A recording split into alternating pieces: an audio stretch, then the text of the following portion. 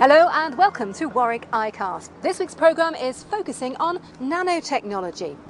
It's an area where the university has significant expertise and it's becoming a major new theme across the sciences and engineering. So first we're off to the Department of Chemistry to find out what it's all about. Nanotechnology is basically small science. So, when you shrink things down like really tiny, then we're talking in a nano level. So a nanometer is roughly like a millionth of a millimeter. So if we would take this 5p coin on a side, which is roughly a millimeter in diameter, and then slice it like bread into a million pieces, then we're at the nanometer level. And that's where something really exciting can happen. So imagine you're a beach ball on the beach, right? And then you throw tennis balls at the beach ball. The beach ball will start to move in a random way. And that random movement is called Brownian motion. So now if I would shrink my beach ball to a very small object and I put it in a liquid, and my liquid is solvent molecules, which then would be my tennis balls, they will bump into my beach ball. And here I've got a little example of this on the screen. It's like these are like 2 micrometers. So, we're still very big, like a factor of 100 to 1,000 as big as nanotechnology would go.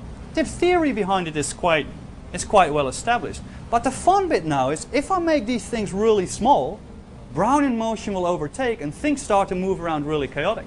So now imagine you go to the shop and you buy a box of Lego and you want to assemble the stuff and all the Lego blocks start to float around like crazy. That's the kind of thing we have to control to make larger objects out of this. And that sometimes is quite a challenge. But we can make some really remarkable materials using self-assembly, a bottom-up approach, in a way to make new materials that are needed for, nowadays science and for advances in human society.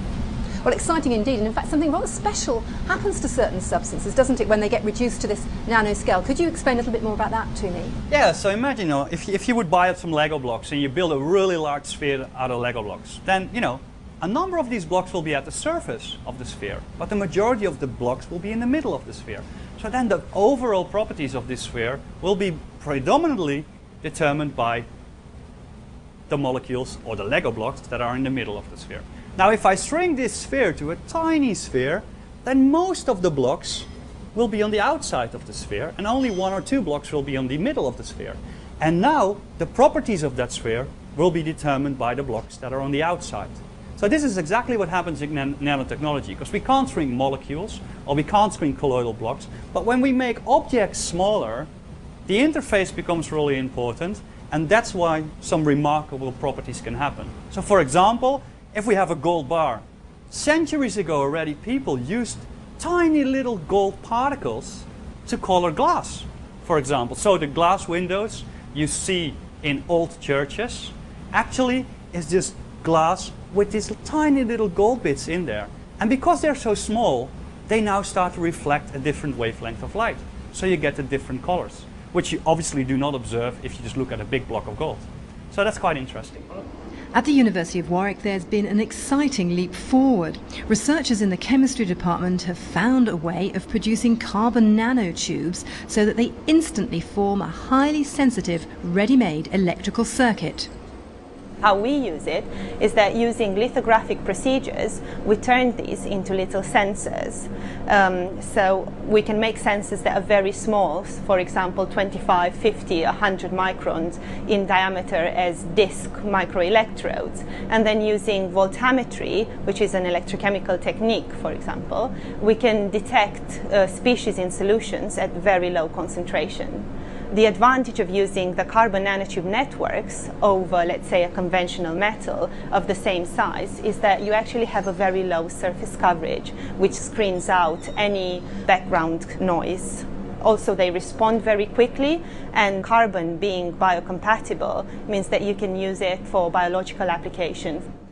One of the specific uses of this technique is in green technology. The carbon nanotubes are inserted into hydrogen fuel cells. There is a membrane inside of the fuel cell, the membrane which splits the fuel cell into 2 parts, and this membrane is where the reaction, electrochemical reaction occurs. It's really essential for the whole setup.